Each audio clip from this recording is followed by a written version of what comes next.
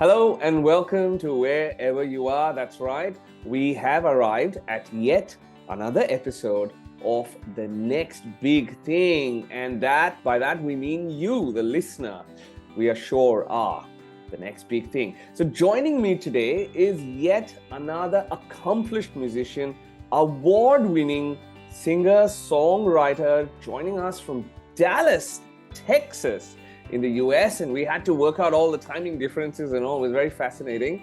Please join me in welcoming Lala Musiq. Lala, how are you doing? I am doing absolutely fantastic. I am so excited to be here chatting with you today. Good. Can I call you Lala? Is that okay? Yes, everyone calls me Lala. Fantastic. All right. And I believe the movie La La Land is named after. No, I'm kidding. Hey. Okay. All right. Excellent. Okay. Welcome to the next big thing, and really happy that you were gracious enough to give us your time. So thank you very much for joining us. Thank you. I'm super excited to be here and to talk to all the listeners out there. Excellent. Okay. And you have some fresh news, hot off the stuff. We're gonna get to there, but traditionally we start this podcast by asking you to share two things about you. Okay, and one of them is fact, and one of them is an outrageous lie. It's a fib. It's fiction. Okay, you made it up. So, but you don't. But I don't know which one's which, and I then have to guess. Okay. So you ready? You got something? I'm ready. I have something. So the first thing is I live on a farm. The second thing is I performed for Oprah Winfrey. Wow. Okay. Those two are so interesting and they're so different. So, okay. So you chose one musical thing. Oh, interesting. So you live on a farm and you have performed for Oprah Winfrey. Now, you did say that you live slightly away from Dallas. It's not exactly Dallas, but it's about 100 miles, did you say? I can't remember. That suggests to me that you could possibly be living on this big farm and, with room enough for lots of studios. So, but I also think, given your list of accomplishments, okay, I'm going to go for fact that you perform for Oprah Winfrey. I've got lots of sheep and horses. Okay. The farm. I had to do it. I was going there, and then suddenly I decided. You were close. Yeah, you were being very analytical. I was like, oh my gosh, she's gonna get it right. No, and then I dumped the analytics and I went with heart, and I just feel it. So maybe it'll happen in the future, in the very near future. Maybe it will happen in the future. Maybe, yes. And then you'll have to change your fiction thing. Okay, fantastic. Okay, so you live in a farm. So tell us about your farm. Yes. So my husband and I, we have 15 acres. We love animals. We have horses. We've got sheep, rams, chickens, you name it. So lots of different animals out there. And my daughter, who is 7, she absolutely loves it. It's very peaceful. I really enjoy it. It allows me to be creative and write in a non-chaotic environment. So it's Well, my daughter's 7 too, and she loves music, and we don't live on a farm. I wish we did sometimes, because I love to write. I mean, not just songwrite, but I'm a published novelist. So I write fiction, I write screenplays, and I've always written in hustle bustle. I've always written in chaos, and I wondered what would it be like to write at, those writers' retreats. Talk about, so I've never experienced that. So maybe one day. Maybe we'll write a song together, huh? Maybe one day. Hey, we can do that. That's great. Okay, now let's get to one of in your latest, adding another feather to your cap, adding another to your string of accomplishments is a wonderful recognition from the International Singer-Songwriters Award. The ISSA have awarded you for 2023 Female Songwriter of the Year. Is that right? Yes, that is so right. I'm so excited. Oh my gosh, this is something that I've been wanting for quite a while. I've put a lot of work in, and to be acknowledged by my peers within the International Singer-Songwriter Association has been absolutely fantastic. And I cannot go without saying thank you to Tammany Dove, who is the owner of ISSA. She's also an artist herself. And, you know, she believed in me, actually found me when I was first starting out. She messaged me and said, hey, we think you'd be a great addition to the ISSA organization. So I quickly got my ducks in a row and then joined, and it's been nonstop ever since. This will be my third award that I've won with ISSA. In the past, I would say, well, in the past 4 years, I've won 3. Oh, three out of 4. That's a fantastic strike Not rate. too bad. Tell us about the moment, right? You're sitting in the audience, they're reading at the nominees, or, you know, however they do it, and then your name, you know, you are the recipient of the award. How did that feel? I literally was in shock. I think the first thing I said was, oh my gosh. Well, luckily it was that. It was a little, yeah, it had a little bit more intensity to it, but I saw my name up there and I just immediately, my hands got a little shaky. I was a little nervous, and I made my way up to the stage, and, you know, my mom was there, so she got a chance to witness me being able to receive this award, as well as my aunt, who actually was the one that started me in singing when I was very young. So to have both of them there witnessing this moment with me, it was more than I can even imagine. It was absolutely amazing. Fantastic. You painted a wonderful visual picture. I wasn't there, but, you know, I can sort of imagine that moment, and wonderful. So happy for you. And tell us about the song that actually got you the award. So I believe it's Dim My Light.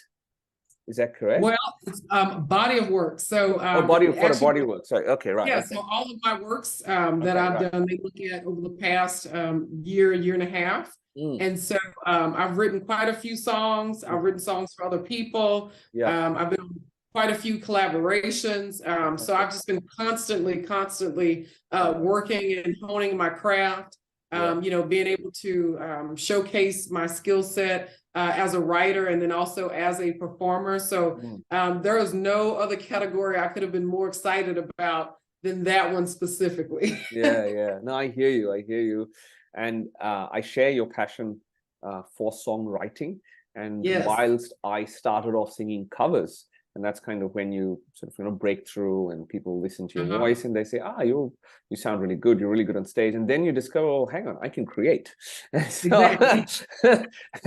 And once that discovery happened, it's just so fascinating. Every single time something develops, you're like, wow, this is magic. And you know, I believe in the presence of a higher power, and I believe that we are, you know, gifted with that superpower for a reason. That's right. And so fantastic, great to hear this. You also, I'm very curious to know about how your journey started. So what was your starting point, and what led you into this field? Talk to us about that. Absolutely. Well, I started off singing at a very, very young age. I started off in, you know, your typical choir. As a kid, fell in love with singing. I would start writing songs. I've been writing songs since I was 6. I would literally, I can make songs up on the fly. Wow. Just like that. And so that's when I realized I had a gift that, you know, as you would say, higher power had given me. And I just began to kind of hone in on that. I started to get really serious about it after I got out of college. I started, you know, really focusing on writing, helping other churches. And then as I continued to mature and all that good stuff, there was one particular church that I had joined where they were looking for a different type of, you know, music, different type of style to really kind of get their congregation engaged in worship. And so, you know, I raised my hand and said, hey, I do songwrite and I sing. And so I became one of the main songwriters for that particular choir, as well as one of the lead vocalists. And from there, it just kind of took off. I met my producer at that church. He said, hey, he said, how long does it take you to normally write songs? And I said, well, on a good day, probably about an hour. Depends on the inspiration from the music. Yep, I hear you. You know, just depends on what type of music it is, and what's in me to be able to bring out. And so him and I started working. His name is LeCedric Silver Dollar Beats. So we've been working as a producer here in Dallas, Texas.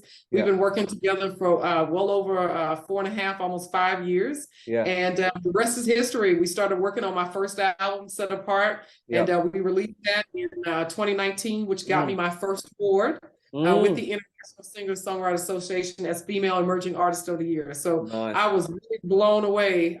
You know, the music had only been out 6 months before I received my first recognition. That is so, it's so validating, isn't it? You've gone through the efforts, you put an album out, and then when the world receives it with such warmth, it's just so nice to see. I can completely understand that. So your producer has worked on the 2 albums and all the singles. So almost all the singles. My most recent single, Dim My Light, was actually produced by American award winner Dave DeBerry. So he produced it, mixed, mastered, all that good stuff. So it was something that I wanted to try that was different. And he was like, "Hey, listen to this track," and it had again an Afro Latin kind of world sound. And immediately I thought of, you know, I want people to be encouraged. Dim My Light is not letting people dim your light or reduce you down. For you to be able to continue to put your best foot forward, to be able to let your light shine, to be able to exude, you know, whatever it is that you want to do. You know, you can do it. Don't limit yourself. And so that's what that song is about. It's about motivating people to not be bullied and to be able to really just get out there and put themselves out there based on what they dream of. Fantastic, fantastic. So I really resonate with all of that, and it's pretty much what I do on a day-to-day basis. So I have the opportunity to, you know, I have a self-appointed title, which I'd say is Chief Inspiration Officer. And so I inspire through different means, and you know, music and storytelling, and you know, all of that sort of comes within that. So the language that you use, the words, don't limit yourself. So you know, I'm very passionate about limiting beliefs, or unlimiting beliefs rather. And so thank you. That really resonates well with me. So well done. I look forward to hearing it. I haven't checked it out, but I'm sure it's going to be super awesome. And you mentioned that it fits in an Afro Latin sort of world, and I believe the Academy calls it global music. Global. That's right. And it came from correct me if I'm wrong, and you know, from a gospel music background. Would that be correct? Are they a natural extension, or did you have to sort of go outside your comfort zone? No, it's all in me. I sing all types of genres. I like to call it kind of gospel, R&B, kind of in that platform, world music, depending on, like I said, what the sound is. I can pretty much write to anything. So it wasn't a real stretch for me to do it. Fantastic. So this Australia-Dallas collaboration might be a real thing. We should explore that. Absolutely. Okay, good. Okay, fantastic. Have you been to Australia? Have you ever performed here? I have not. And my dream and goal, this is on my to-do list, is to actually be able to perform overseas outside the US. So one day. one day, hopefully, and we can I look forward to sharing the stage with you. So, okay, let's talk about the Recording Academy, which is the other big development that has happened recently in your life and mine, is that we were both around the same time inducted into the Recording Academy, the home of the Grammys, as voting members. So many congratulations to you, firstly, on that. You as well. Thank you very much. And it's a real privilege to be in the same class of 2023. And I believe that Dim My Light is what you were going to submit into the Grammys. So talk to us about that song, and why is it important that it go to the Grammys and, you know, be considered by the Grammy community?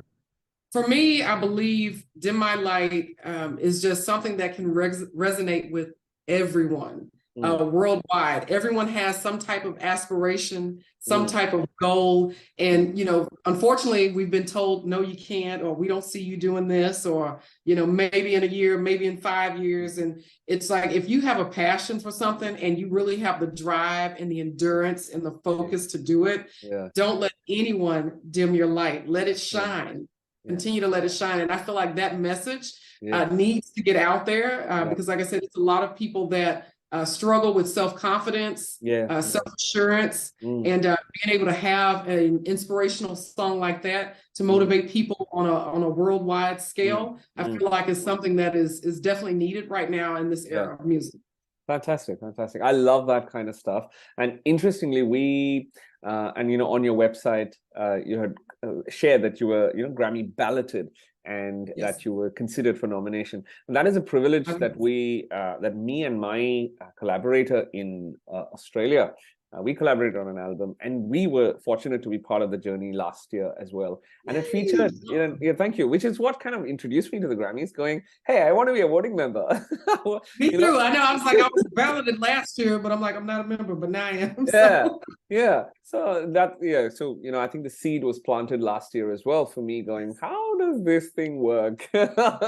And we had shared an inspiring song which I'd written for myself, because I had gone through my own self-confidence issues, self-esteem issues, resulting finally in some significant mental health challenges that were there. And it was during that time that I wrote a song called Wings of Silence, which was to inspire me to beat depression, which I did.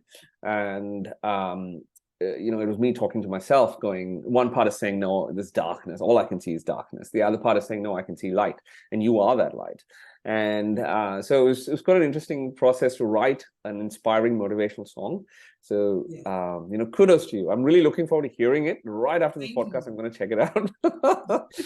I'll email you the MP3. How about that? So you keep it in rotation. Yeah, that's it. Straight from the artist. I love it. Right. Excellent. I'll send it to you. Excellent, excellent. Okay, so I look forward to receiving that. And so one thing that we talk about self-confidence, self-esteem, dimming lights. One thing that's helped brighten my light is my spiritual anchoring, and I found that to be a guiding light across my life.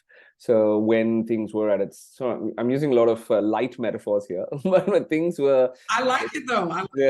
when things were at its darkest, really, it was spirituality that actually was the light at the end of the tunnel.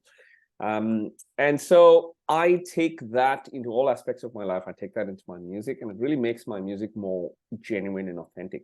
I'd love for you to speak about the role of spirituality in your life and in your music. Yes, absolutely. For me, it is extremely important that I continue to have a connection with the Most High. That's what I call the Creator. Yes. And I really rely. I call him my ghostwriter. Of course.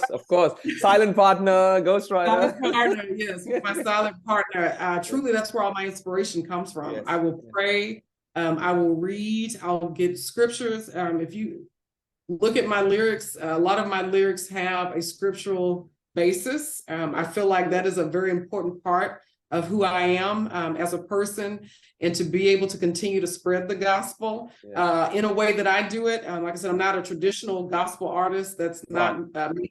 I'm more of an R&B pop type of inspirational artist. And so it's important for me to be able to share just a little bit of scripture with those that may need it to continue to help them, push through their day, push through their month, push through their year, depending on, circumstances that they may be going through. And so I'm just thankful that, a lot of my fans and supporters have reached out to me and said, hey, I was going through a very difficult time personally. And this album or this single really helped me get through that, that situation. Absolutely. So for me, that's what it's all about. Excellent. So nice to hear, because anything that helps put an end, or at least to manage pain and suffering, is very valuable. And when it comes from the right place, which it does for you, I'm sure it'll go and do its thing. It'll reach and connect and touch a lot of hearts. Wonderful to hear. So, I mean, with this whole Grammy journey, tell us, what are your hopes and aspirations? I'm hoping to see you holding a Grammy one day. But what does it mean to you? What is it? Thank you. What does it mean to you? I would say for me, I feel like becoming a part of the Recording Academy as a voting member is one of the highest achievements you can have, especially as an independent artist. I'm a very achievement-oriented type of person. And so once I set my mind on something, I'm going to continue to press until I get it. The funny story is I applied in 2022 and I did not make it. Oh, okay. And so, and so I took that and I said, okay, well, what else could I be doing to really showcase, you know, all the accomplishments and things that I already had, but I feel like it wasn't the right timing. And I think that our higher power knew that, and so everything happens for a reason. And a year later, I've gotten, you know, more accolades. I've done more music. I've worked with more people, and I believe because all of that hard work and the fact that I was persistent and I didn't take, you know, pretty much no for an answer. So I'm going to get in. I'm going to do it. I feel like that's what makes it even more sweeter for me to know that I didn't get it on the first try, but to turn around and do it and make it the second time. It also shows, you know, that the Recording Academy really does look at growth and progression of artists. To decide who's going to get in and all of that. 1 year can make a difference, and they obviously see that. Indeed. And they've acknowledged that. And I love your perseverance. You know, the door doesn't open. Oh, knock again until I love that. And I think that's it. And I think musicians should have that quality. I've displayed it most times. Sometimes it's been hard, but you know, but I love that. I love the fact that, you know, you kept trying and you kept putting your music out there, and then it's a matter of time before the world sort of reacts to it. Absolutely.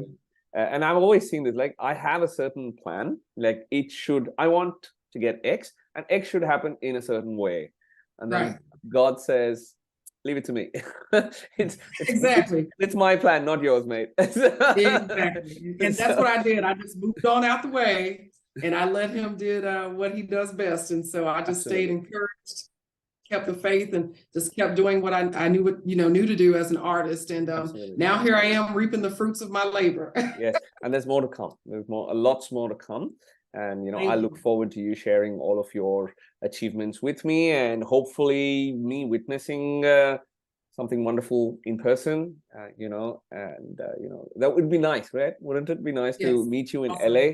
I look forward to that, which means, you know, wonderful things for music and us as artists. Okay, all right. I would love to keep chatting with you because there's so much to talk about, but kind of we're coming towards the end of the podcast, so maybe a couple of more questions. And the very last question is a very special one that we always ask our guests. But tell me about your musical influences. Are there direct musical influences in your family? Is your husband a musician, or purely a farmer? I don't know. Or are there other sort of musical influences in the world that said, I want to be like you? Sure, absolutely. I would definitely say it started internally in my family. On my father's side, we have a lot of singers, as well as on my mother's side. So I grew up literally around nothing but singers and artists, which was fantastic to be able to just sing. Even my sister, she sings very, very well. We pretty much sound almost alike. So you wouldn't be able to tell the difference between her and myself. So we were just blessed with those talents. Outside of my family, one of my biggest, I guess you could say, artists that I absolutely love because of her versatility is Lauryn Hill. I love Lauryn Hill. She has definitely been an inspiration and a motivation for me, just with, again, the way she delivers her music. She's very creative in how she does it. And she really puts a lot of passion and soul into everything that she does. And I'm a super fan of her. Well, fantastic. And I believe she is traveling to Australia as well. My gosh. Yes. So I think it's happening very soon as well. I'm not sure of the exact dates. But awesome. I did see the posters, the billboard, something like that. So okay, fantastic. Okay, now thanks for that. Because for me, my mother's side is where I get my music from. Okay. Purely. My father's side is completely tone deaf. Like they don't know the difference between speaking and singing. So, but I mean, I'm being a bit mean here, but you know, they've been very supportive. So my father and my mother, growing up, when they recognized that I had a voice that could connect with people, they were very supportive. And then of course, I think we need supportive families, partners, and Yes. you know, just can things can get a bit eccentric at times for me. Oh yeah. So so anyway, but fantastic. No, good to hear that. Okay, which now brings me to sadly kind of the end of the podcast. We try to sort of just make sure it's a 30-ish thing, but I'm sure we'll have a more detailed offline chat after this. But the very Oh yeah. question about the next big thing is, you know, we want to inspire people, listeners, and which is why I like to get inspiring stories.